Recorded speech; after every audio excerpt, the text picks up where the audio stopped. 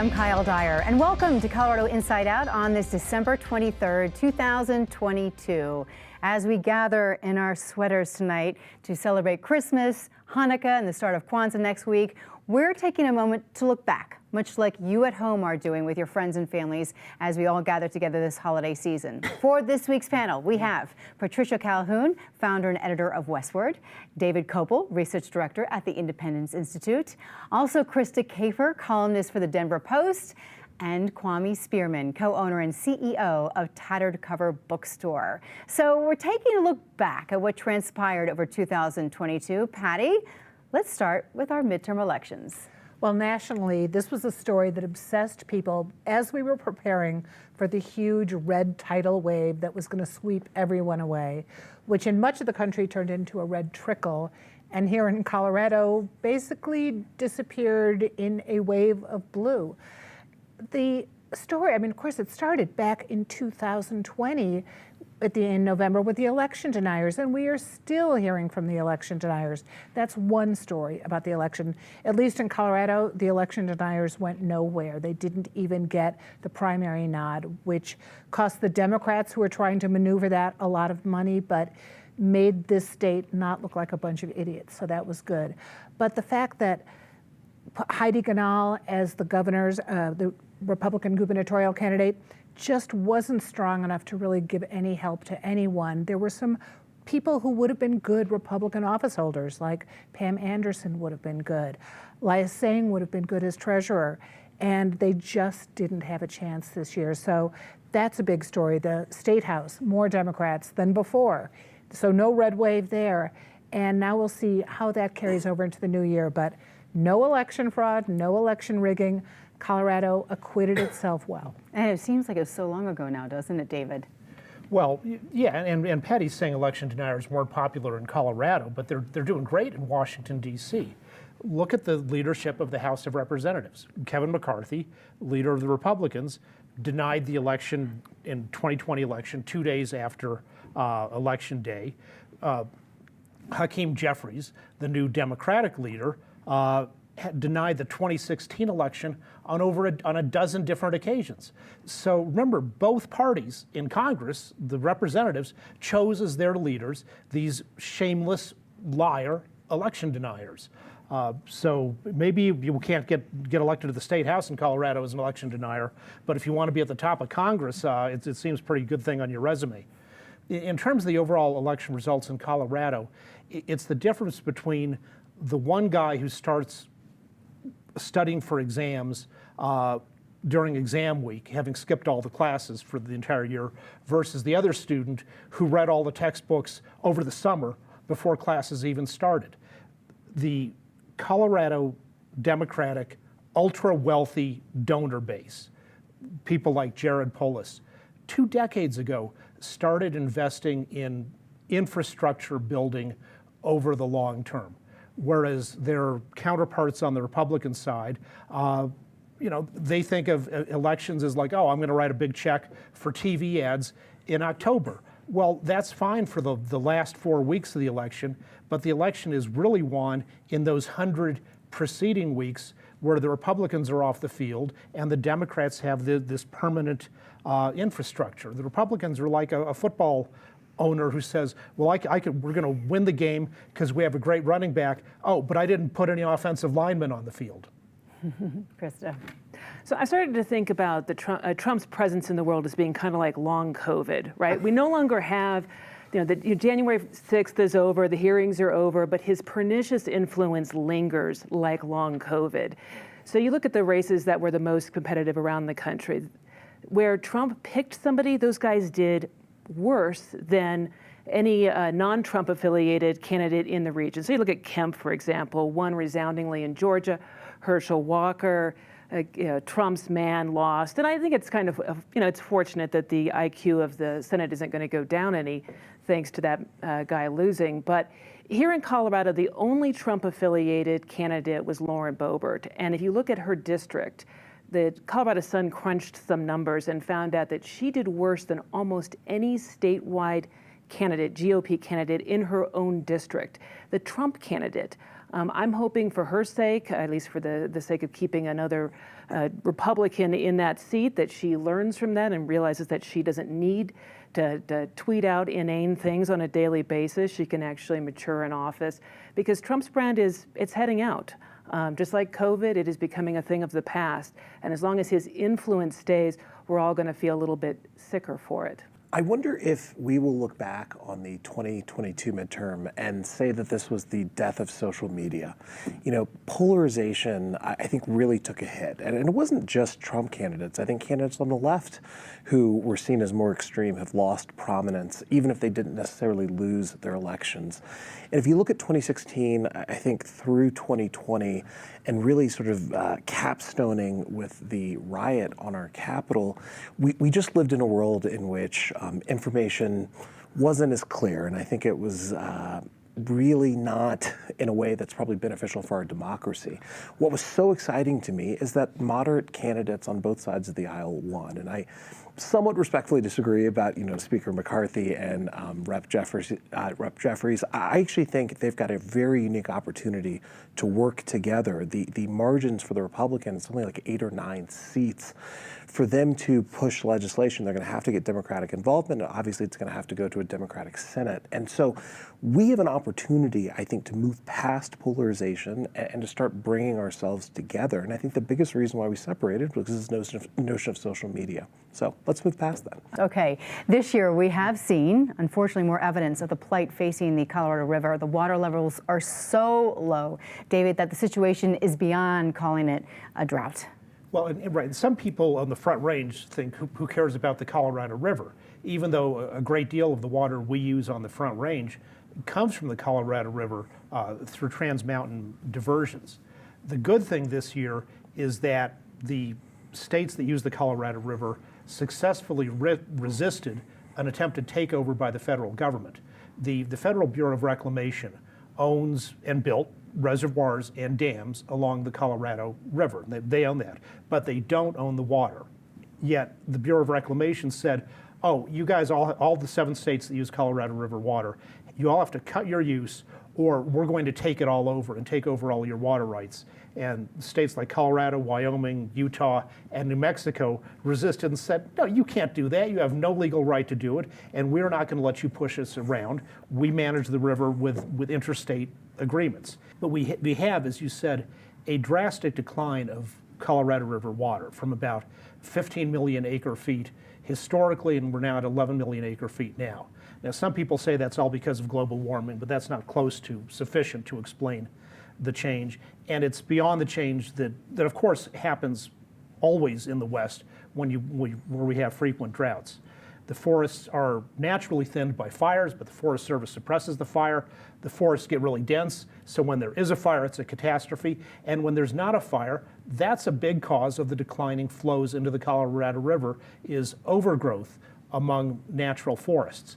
And on top of that, unnatural forests, the invasive tree species, the tamarisk, which is very water hungry and grows much denser than native trees do. And researchers were doing a great job in finding ways to start thinning out and reducing the tamarisks until the federal government cut the funding because there's an endangered bird that lives in the tamarisk. Well, if it lives in the tamarisk, the tamarisk is not the native habitat of any species in Colorado. And so just because of this, then we're stuck with the tamarisk problem. Okay, that was a lot. Very good. Thank you. Thank you. But he's right. There's a significant problem right now. There's less water and there's a lot more population. We have seen people moving to Colorado, Arizona, Nevada, and that means that people need water to drink. And what I am optimistic about is that we do have some solutions on the table. We're seeing people replacing water-intensive turf, for example, with native plants, with low water plants, with other kinds of low water grasses and trees. We've got municipal governments getting on board to even help incentivize some of that. We've got a new sort of what's called toilet to tap, which sounds kind of gross, but we have the technology to take all of that water and produce clean water, and instead of putting it back in the river for a time and then taking it back out, we can actually turn that water around and use it as drinking water. We've got other things in the works of water conservation. And I just think it's an exciting time because there are things that we can do differently, whether it's paying farmers to use less water, fallow fields, or convert to low water crops like wheat. We have options, we're experimenting with them, and I think people realize that there is a problem and it needs solutions. And they're looking for solutions, which is big. I believe climate change is real, but I think there's a bigger opportunity here, and I think our answers are reflecting that. There are a lot of things we can do to change our habits. And I think in the past we've been fighting over, is climate change the source of all of these problems? And I think Colorado's leading the nation on this notion of let's actually solve everything, right? Our water levels are lower than what they've been during all of our lifetimes, and they are anticipated to keep getting lower. I want to get behind wastewater, but it's not, I've got water here. It doesn't work the same way. Oh, I was just about to take a sip. But there are reasonable answers, and the one thing that I caution is that we've got to start changing our habits today before we have to drastically change our habits moving forward.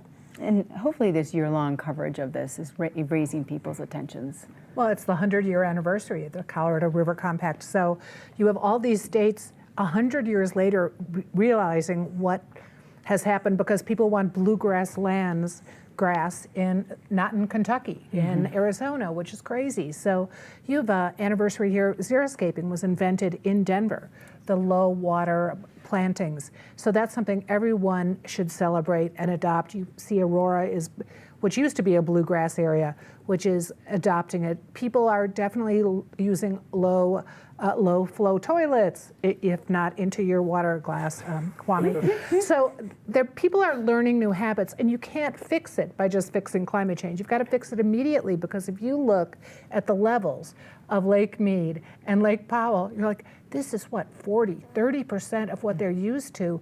This is not something you can wait to do a global fix. You have to fix it right now. Little incremental steps every step of the way. So maybe fewer golf courses, or maybe rougher golf courses down in Arizona. But it's something we can't ignore, and it has to go beyond this year. Yeah, thanks for your thoughts, everybody. Also this year, there was a lot of drama when it came to school boards, and not just one or two, but there are a lot of stories this year we've talked about school boards. Krista, you've written a lot about this as well. As long as somebody is saying or doing something stupid, I have material for my column, so I'm all for drama. My favorite story, Woodland Park, little school district, they had a reform board come in, they're doing great work. And then the union gets mad, they try to stir up some trouble. One of these activists actually does a swatting of the wife of one of the board members. Swatting is when you call the police on somebody who hasn't done anything. So the police surround this car. Turns out this woman hadn't done anything, and of course the person doing the swatting got arrested. And so that's great drama, right? Then you've got drama on the Doug Coast School Board, where you've got kids taking the day off to protest. And so we have all of the news coverage all out there, and then the principal gets fired, and the guy has the audacity to say, I've been discriminated against. It's a civil rights thing. Dude, you're white. You're like a middle-aged white guy. Like, why? You can't allege that you've been discriminated against your race for being fired. You got fired because the board didn't like your policies. And I will say that, and then of course Denver, and I'll let Patty unpack that. There's been a lot of shenanigans there as well. I will say this for Woodland Park and for Dougco is the drama has been significantly reduced. Looks like they've accepted the reform boards in both cases. There is a very likable superintendent at Dedco, Aaron Kane. Things seem to simmer down a bit. So I kudos, because I think the one place you really don't want adult drama is in front of kids, and these, after all, are schools. Mm-hmm. I would just follow on that. I think what we've found over the past few years is our adult drama is playing out in our school board races and our school boards across the country. Colorado, unfortunately, no exception there. And the biggest losers are children, right, who are simply trying to get as good of a public school education as possible. You could add to Aurora Public Schools on that list Rico Munn, who served for almost a decade in his role. Incredibly admirable, incredibly innovative leader, is going to be stepping down. I think there's a lot of concern. It will feel similar to the Aurora Police Chief search that has just dragged on, and we know that the unfortunate beneficiaries of that are just the community who don't have proper policing. And so The hope is that in my quest towards pushing us towards like ruthless pragmatism, that school boards can find a way there. And it is good to see what's happened down south, but we need more of it up here in the metro area. Yes, because the drama continues with DPS. Well, true. It was hard to beat Dougco because that was really wild for a while. And in fact, one of the people who sued the Dougco school board wound up winning a seat in the State House. Very unlikely, Bob Marshall. So that'll be fun as we continue. But meanwhile, the action has again focused on Denver, where the school board, talk about drama, they could be teaching drama to all the schools in the Denver School for all the kids in the Denver School for the Arts, because this behavior is so dysfunctional. There's some really serious problems, financial, in DPS. How are you going to how can you get these schools solvent? That's even before you get to how do you educate the children in the schools well. And they can't even talk civilly in a school board meeting. So Denver has a lot to learn. And I think probably the kids could teach the school board members a lot. Yeah, hoping for better times for them in the new year, that's for sure. Well, one of the problems sometimes in schools is when you have neurotic adults imposing their neuroses on the kids. And that was a big controversy in the Douglas County schools, last fall, where students were being forced to wear masks in ridiculous situations. It was one thing to say, do that when the pandemic just started and people really didn't know much. But by 21, it was preposterous to say you got, say, a 4-year-old with a learning disability who's forced to wear a mask, and the teachers and everybody else are forced to wear masks. If you want to wear a mask, fine, that's your choice. But when you force it on people, that makes language acquisition much, much harder for little kids, especially kids who already have special needs issues. But the nice thing is Dougco, for whatever the board drama back and forth, most of the schools are generally functioning pretty well. You can't really say that in Denver. But you could also say even the worst, most dysfunctional school in Denver, at least they're doing better than the Denver School Board. Kwame, when you look back at 2022, as a business owner, you think about the cost of everything has gone up. Inflation, and unfortunately recession. I think those are themes that we are going to remember from the year 2022, whether it was gas prices or food at our grocery stores. We saw everything go up. And unfortunately, in 2022, it didn't go up at the price of wage increases, particularly for people who were at the lower end of wages in Denver, in Colorado, and in the country. And so, while we are celebrating a holiday period, this is a tougher holiday period for a large swath of this country. And so I think in 2023, how we navigate the fact that we are likely to stay in a continued recession and what policies the government and the Fed produce are going to be something to watch closely. I can tell you as a small business owner, the compression is real. You saw significant increases in the cost of goods. And quite frankly, the living wage needs of our employees. And so small businesses are feeling it. I think large businesses are feeling it. And it's something we're going to have to try to fix in 2023. And you've covered a lot of this. We have, and part of it is right now, people are very happy to finally be able to get together, feel they can, with older people, with people who have more problems, with more vulnerability to COVID, to the flu, to everything else that's going out there. But after we're through this holiday season and after people look at their credit card charges and they begin to realize how they're going to have to tighten their belts in January and February, after probably tightening their belts a lot over the last year, we're going to see a lot of wariness, I think. And I hope we don't lose the small businesses that really make Denver a special place. There's so many entrepreneurs who come here or start their businesses here and really give this flavor. We talked about it 2 weeks ago. Denver's a really special place because so many people try to follow their dreams. We don't want to lose that.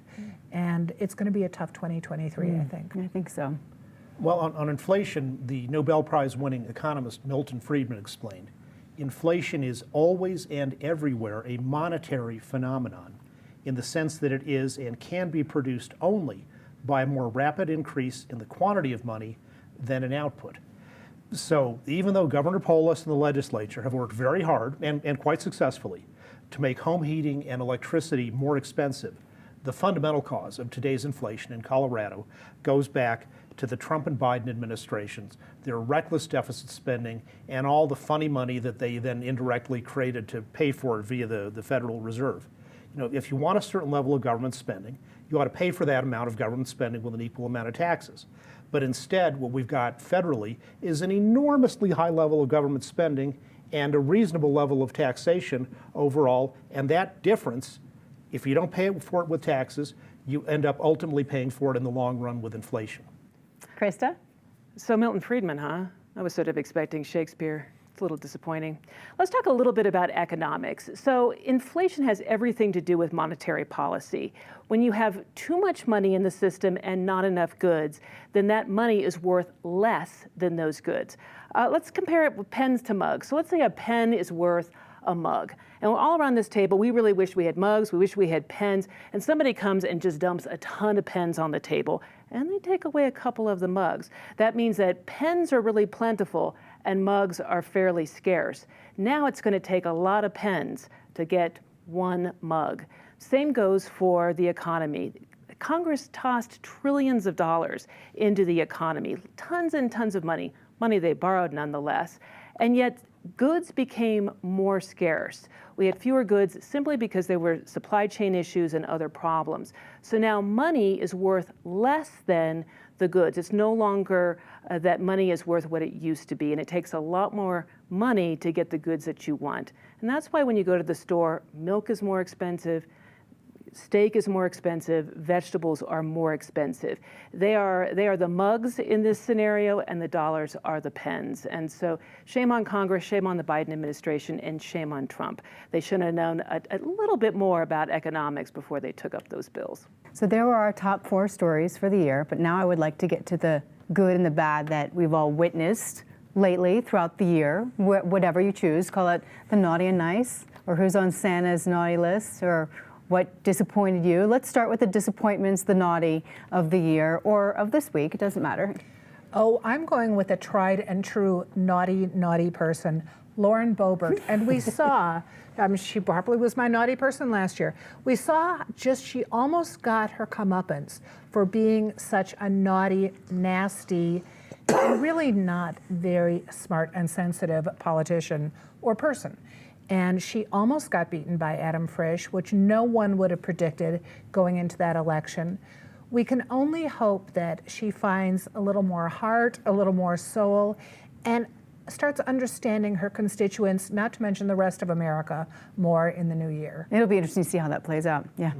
David? I'm no more optimistic about that one than I am about the Jeffries-McCarthy bipartisan cooperation. Worse than naughty, the growing prevalence of anti-Semitism, including among some politicians, and that includes in Colorado, and especially those who deny Israel's right to exist. I'm going to give my naughty list a bunch of people, a bunch of yahoos, if you will. I'm not sure that's their what they call themselves, but a bunch of people who lost in the primaries, the Ron Hanks of the world, the Tina Peters, I guess decided to form their own little, I don't even call it, Republican insurgency. I don't know if they like that title, but they're basically trying to take back the Republican Party for Trump-like candidates, and I'm thinking maybe they didn't learn the lesson of this election. Yeah. Football. What's going on in our state? I mean, epically bad years for the Buffaloes. I know Coach Prime is coming, so I'm optimistic about that.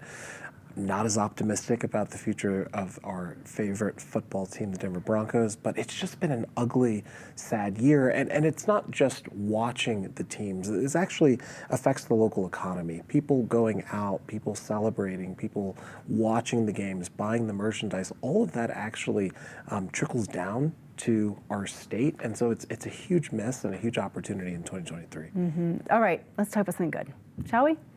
I'm going to say something nice. Good.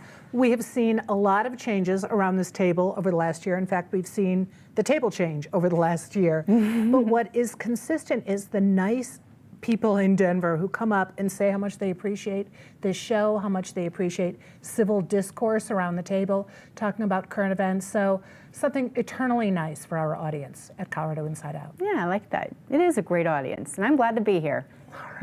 Paul Pazin, who retired as Denver police chief this year, when there were the really huge peaceful protesters, lots of them, on the streets in Denver in the summer of 2020, there were within them a fairly large subset of criminals who tried to burn and loot and destroy. And in Denver, unlike a lot of other cities, the thin blue line held. There was no building burned. Gangs tried to set up autonomous zones for their gang activity, as they did in Seattle and Portland. But in Denver, the police department and Chief Payson stopped them. Okay, good. Everyone here is on my nice list. Oh. This is chokecherry jam. Chokecherry is a native tree here in Colorado. Woo-hoo. It tastes a little bit like red wine and chocolate, so enjoy. And you made this? I did. I like to make stuff. Well, you're so on the nice list, right? Wow, thank you. Thanks so much. I can't follow that. No, That's good absolutely luck. insane. I was going to thank democracy, which is my best attempt at that. You know, I think if you go back to the beginning of 2021, our Capitol was almost sieged. Yeah. And here we are in 2022. I think one of the smartest things that Democrats and President Biden did right before the midterms is they said this is actually a referendum on democracy. And I think they were able to win a lot of races that maybe they would have lost if they hadn't brought up that point. So I think we should feel incredibly strong and incredibly proud of our democratic state and know that we've got to keep working to maintain it in 2023. You brought a really lot of good, insightful things to think about, Kwame, tonight. And I've got jam. And we got jam for it. That's your parting prize. Thank you. Thank you all for sharing tonight. And also, as Patty said, thanks to our audience. And I have to say thanks to our decor team who decorated for the holidays. We love it.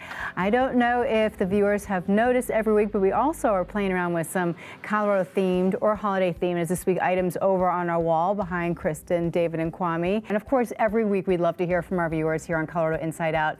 You can share your ideas and comments anytime on our social media pages, or you can always email us at cio@pbs12.org. One more reminder, you can catch Colorado Inside Out anytime on YouTube or on PBS 12. I'm Kyle Dyer. Thank you for watching Colorado Inside Out. Enjoy this special weekend that is now here, and then we'll see you next week for our last show before we ring in a new year. Have a good night.